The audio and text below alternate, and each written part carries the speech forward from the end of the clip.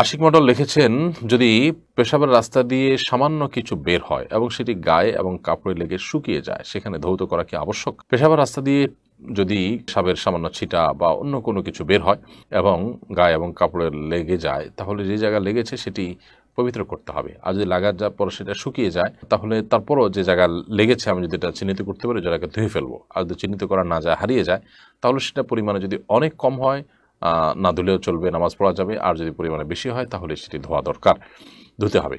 এখন পরিমাণে বেশি কম বলতে ধরুন 1 টাকার যে কয়েন আছে, 1 টাকার যে কয়েন আছে, কয়েন সমপরিমাণ বা একটু কম 1 দিরহাম, যেটা হাতের তালুতে যেটুকু জায়গা আছে, আনুমানিক 1 টাকার কয়েনই বলতে পারে, 1 টাকা বা 2 টাকার কয়েন যে এখন যেটা পাওয়া যায়, এই 2 টাকার কয়েনের সমপরিমাণ যদি হয় তাহলে সেটা ধৌত করা আবশ্যক হবে। আর যদি তার কম হয় তাহলে সেক্ষেত্রে সেটা ধোয়াটা উত্তম, আর না ধুলেও নামাজ হয়ে যাবে।